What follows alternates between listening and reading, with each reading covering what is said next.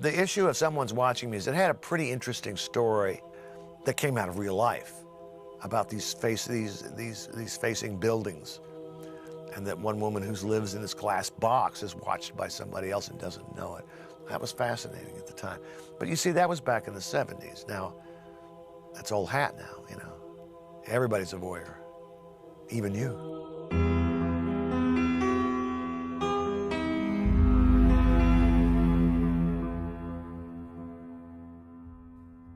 Originally, this movie was titled High Rise, and it didn't come about from any success of anything I'd done as a director.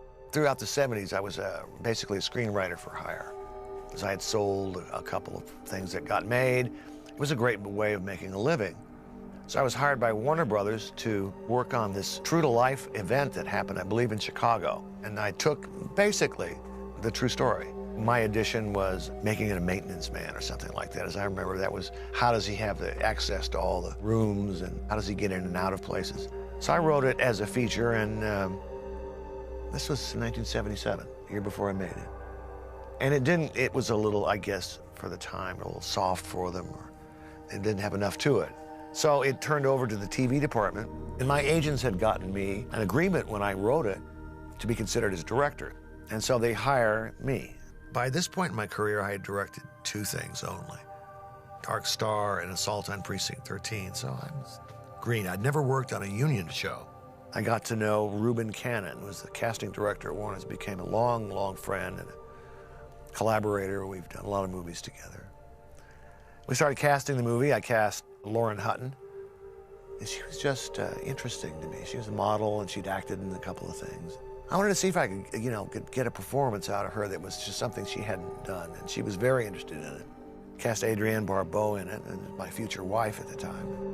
And the network wanted somebody from television. They cast David Burney, who had been on a TV show, a comedy.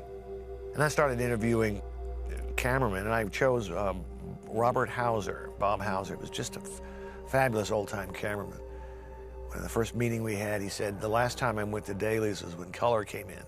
I want to see what the difference was. And now I know what it is. I don't have to go. And he had a crew with him, and so off we went. We shot it in, I believe, under 10 days. And most of it was on sets, built at Warner Brothers.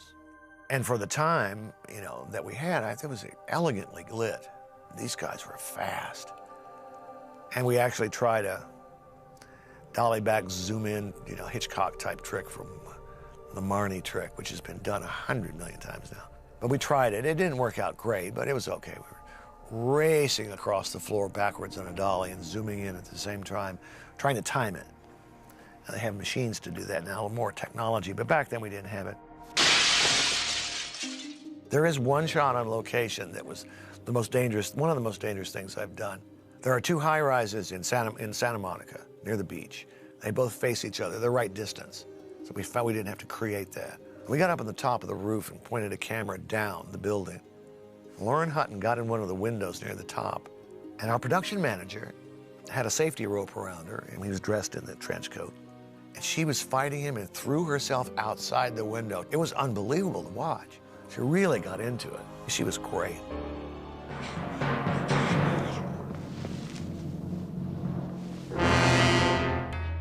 My career started with making films that were financed independently, so I could have my cut.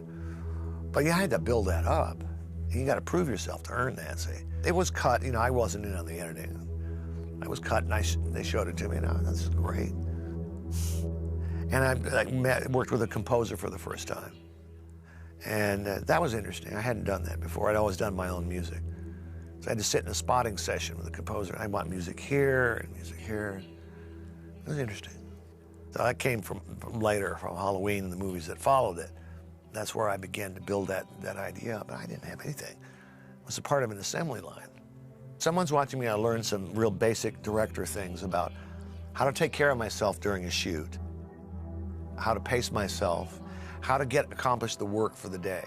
Real kind of bread and butter problems that need to be solved if I was going to be a director that brought a film in on budget and on time.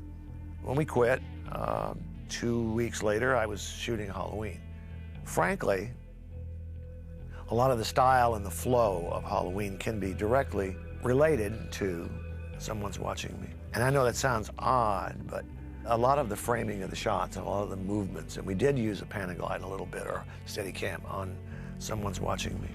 That was the year I probably worked the most and the hardest. I worked 3 projects that year, 1978. Someone's Watching Me, Halloween, and I did this 3-hour television movie, Elvis.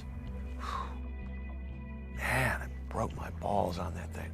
I got so much experience that year as a director, because I got to go in and make mistakes in certain areas, and I got to, every time I would realize, don't go there again, either with a stylistic element or directing an actor. But Someone's Watching Me is kind of an unknown movie in my career. You know, it has its limitations in the fact that it is a TV movie.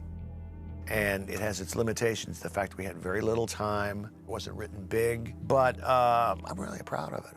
I really like it. It all turned out great.